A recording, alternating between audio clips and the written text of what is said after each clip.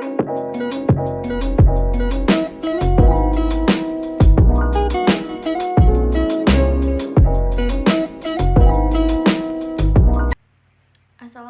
warahmatullahi wabarakatuh. Perkenalkan, nama saya Ilma Zulkarnain, NIM 21304010159, kelas Persya 4B, jurusan Perbankan Syariah, mata kuliah Hukum Perbankan. Tugas, mereview jurnal tentang lembaga penjamin simpanan dan rahasia bank. 1. Lembaga penjamin simpanan atau LPS. Judul, peran lembaga penjamin simpanan atau LPS pada bank gagal sebagai upaya pelindungan hukum terhadap nasabah. Penulis, Nanang Sri Anggreni Kusuma Dewi. Nama jurnal, Pemikiran Hukum dan Hukum Islam. 1. Metode penelitian. A. Jenis penelitian. Jenis penelitian dalam penelitian ini adalah penelitian hukum normatif dengan didukung oleh data-data empiris. Penelitian hukum normatif dilakukan dengan mempelajari dan mengkaji azas-azas hukum dan kaidah-kaidah atau norma-norma hukum positif yang berasal dari bahan-bahan kepustakaan yang ada, dari peraturan perundang-undangan serta ketentuan-ketentuan hukum yang berkaitan dengan lembaga penjamin simpanan atau LPS. B. Pendekatan penelitian. Pendekatan penelitian menjelaskan pendekatan hukum yang digunakan. Pendekatan yang digunakan di dalam penelitian hukum tersebut yaitu menggunakan pendekatan undang-undang. Pendekatan ini dilakukan dengan menelaah semua undang-undang dan regulasi yang bersangkut paut dengan isu hukum yang sedang ditangani. C. Jenis bahan hukum. Penelitian ini dibutuhkan 3 jenis bahan hukum, yaitu bahan hukum primer, bahan hukum sekunder, dan bahan hukum tersier. Penelitian ini juga berusaha menggali 3 bahan hukum secara sekaligus, dengan harapan keduanya saling mendukung. 2. Rumusan masalah. A. Bagaimana pelindungan hukum nasabah oleh lembaga simpanan. B. Bagaimana bentuk dan implementasi penjaminan terhadap simpanan dana nasabah. 3. Hasil penelitian. Undang-undang terdapat dalam Undang-Undang Lembaga Penjamin Simpanan. A. Pasal 8 Undang-Undang LPS. B. Pasal 11 ayat 1. C. Pasal 12 ayat 1 dan Pasal 13 ayat 1 dan 2 tentang ketentuan pembayaran premi. D. Pasal 16. E. Pasal 19 ayat 1. F. Pasal 21. G. Pasal 22 ayat 1 tentang cara penyelesaian atau penanganan bank gagal. H. Pasal 24 ayat 1 tentang persyaratan penyelamatan bank gagal yang tidak berdampak sistemik. LPS menetapkan untuk menyelamatkan bank gagal yang tidak berdampak sistemik jika dipenuhi persyaratan sebagai berikut. 1. Perkiraan biaya penyelamatan secara signifikan lebih rendah dari perkiraan biaya tidak melakukan penyelamatan bank yang dimaksud. 2. Setelah diselamatkan, bank masih menunjukkan prospek usaha yang baik. 3. Ada pernyataan dari RUPS bank yang sekurang-kurangnya memuat kesediaan untuk A. Menyerahkan hak dan wewenang RUPS kepada LPS. B. Menyerahkan kepengurusan bank kepada LPS. C. Tidak menuntut LPS atau pihak yang ditunjuk LPS apabila proses penyelamatan tidak berhasil, sepanjang LPS atau pihak yang ditunjuk LPS melakukan tugasnya sesuai dengan peraturan perundang-undangan. 4. Bank menyerahkan kepada LPS dokumen mengenai A. Penggunaan fasilitas pendanaan dari Bank Indonesia. B. Data keuangan nasabah debitur. C. Struktur permodalan dan susunan pemegang saham 3 tahun terakhir. D. Informasi lainnya yang terkait dengan aset kewajiban termasuk permodalan bank yang dibutuhkan oleh LPS. Pasal 31 tentang bank gagal yang tidak berdampak sistemik yang tidak diselamatkan. 1.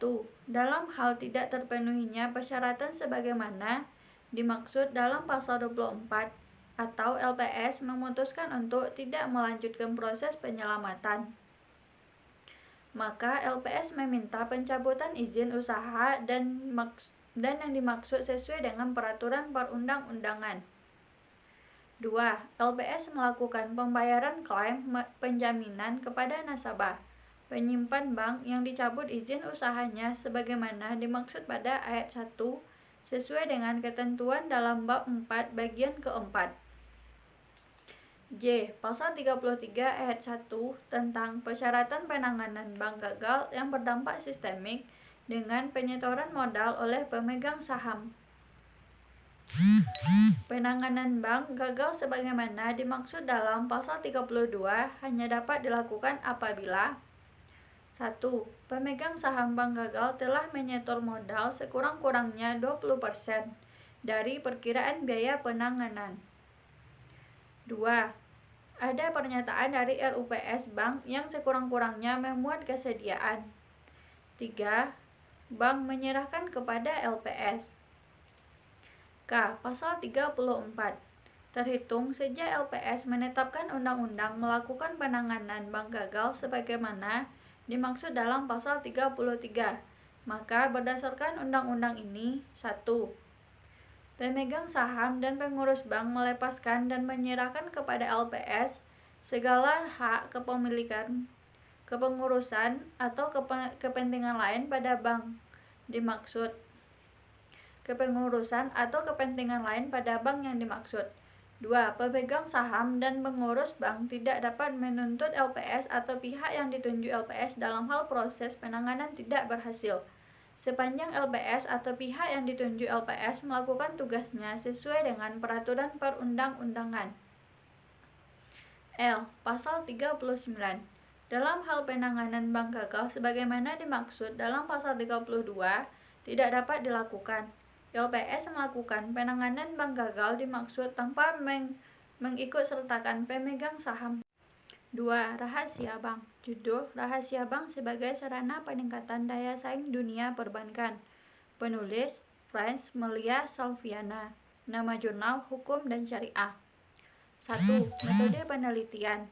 Penelitian ini merupakan penelitian normatif dengan menggunakan pendekatan peraturan perundang-undangan dan pendekatan konsep. Penelitian ini nantinya akan mengkaji bahan hukum yang tertulis, baik berupa bahan hukum primer yang berupa aturan perundang-undangan atau bahan hukum sekunder yang berupa jurnal, buku, dan media lainnya, dari berbagai aspek yang terkait dengan rahasia bank serta penerapannya dalam dunia perbankan untuk menenangkan persaingan. 2. Rumusan masalah. A. Bagaimana karakteristik rahasia bank?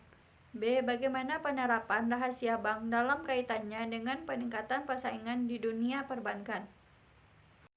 3. Hasil penelitian. A. Karakteristik rahasia bank. Pasal 1 angka 16 Undang-Undang Nomor 7 Tahun 1992 menyatakan bahwa rahasia dagang adalah segala sesuatu yang berhubungan dengan keuangan dan hal-hal lain dari nasabah bank yang menurut kelaziman dunia perbankan wajib dirahasiakan. Selain itu, ketentuan dalam pasal 40 ayat 1 Undang-Undang Nomor 7 Tahun 1992 yang telah diubah oleh Undang-Undang Nomor 10 Tahun 1998 tentang perbankan. Selanjutnya, disebut dengan Undang-Undang Perbankan, menyatakan bahwa wajib merahasiakan keterangan mengenai nasabah, penyimpan, dan simpanannya, kecuali dalam hal sebagaimana dimaksud dalam pasal 41, pasal 41A, pasal 42, dan pasal 43. Sementara itu, penjelasan atas pasal 40 ayat 1 Undang-Undang Perbankan menguraikan bahwa apabila nasabah bank adalah nasabah penyimpan yang sekaligus juga sebagai nasabah debitur, bank wajib tetap merahasiakan keterangan tentang nasabah dalam kedudukannya sebagai nasabah penyimpan. Keterangan mengenai nasabah selain sebagai nasabah penyimpan bukan merupakan keterangan yang wajib dirahasiakan bank. Berdasarkan pasal yang terkait dengan rahasia bank dalam Undang-Undang Perbankan tersebut di atas, Maka dapat disimpulkan bahwa ruang lingkup rahasia bank terbatas hanya terhadap identitas nasabah penyimpan di samping keadaan simpanan nasabah penyimpan yang bersangkutan. Pasal 47 ayat 2 Undang-Undang Perbankan menyatakan bahwa pihak-pihak yang berkewajiban untuk merahasiakan keadaan keuangan nasabah penyimpanan dan simpanannya yaitu 1. Anggota Dewan Komisaris Bank, 2. Direksi Bank, 3. Pegawai Bank, 4. Pihak terafiliasi lainnya dari bank. Penjelasan pasal 47 ayat 2 menyatakan bahwa yang dimaksud dengan pegawai bank adalah semua pejabat dan karyawan bank, sehingga semua pegawai bank dapat termasuk dalam pernyataan ini. Walaupun pegawai bank tersebut tidak memiliki akses sama sekali terhadap atau tidak mempunyai hubungan sama sekaligus dengan nasabah penyimpan dan simpanannya. Sedangkan untuk mantan pegawai bank tidak ada pengaturannya di dalam Undang-Undang Perbankan. Pihak terafiliasi yang dimaksud dalam Undang-Undang Perbankan dijelaskan dalam pasal 1 angka 22 Undang-Undang Perbankan, yaitu 1. Anggota Dewan Komisaris, pengawas, direksi atau kuasanya, pejabat atau karyawan bank. 2. Anggota pengurus, pengawas, pengelola atau kuasanya, pejabat atau karyawan bank khusus bagi bank yang berbentuk badan hukum koperasi, sesuai dengan peraturan perundang-undangan yang berlaku. 3. Pihak yang memberikan jasanya kepada bank, antara lain akuntan publik, penilai, konsultan hukum, dan konsultan lainnya. 4. Pihak yang menurut penilaian Bank Indonesia turut serta mempengaruhi pengelolaan bank, antara lain pemegang saham dan keluarganya, keluarga komisaris, keluarga pengawas, keluarga direksi, dan keluarga pengurus. B. Penerapan rahasia bank dalam kaitannya dengan peningkatan persaingan di dunia perbankan. Undang-Undang Perbankan menyatakan bahwa yang dimaksud dengan bank adalah badan usaha yang menghimpun dana dari masyarakat dalam bentuk simpanan dan menyalurkan dana tersebut kembali dalam bentuk kredit atau bentuk-bentuk lainnya dalam rangka meningkatkan taraf hidup rakyat banyak.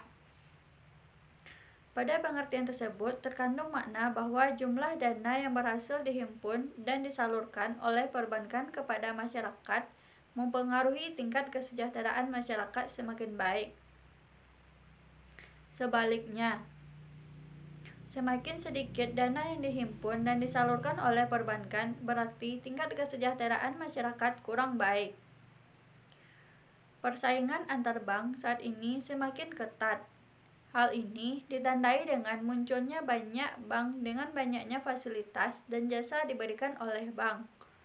Apalagi, pada saat ini banyak bank yang mewajibkan pegawainya sebagaimana marketing guna mencari nasabah, meskipun pegawai tersebut bukan merupakan marketing.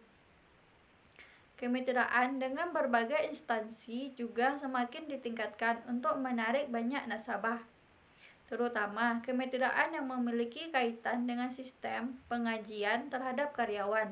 Oleh sebab itu, kepercayaan nasabah mutlak diperlukan, terutama dalam kaitannya dengan rahasia dari nasabah tersebut. Bank yang memperoleh kepercayaan dari nasabahnya, maka bank itu akan mendapatkan citra yang bagus di masyarakat sehingga akan dapat menambah nasabah baru, serta mempertahankan nasabah lamanya.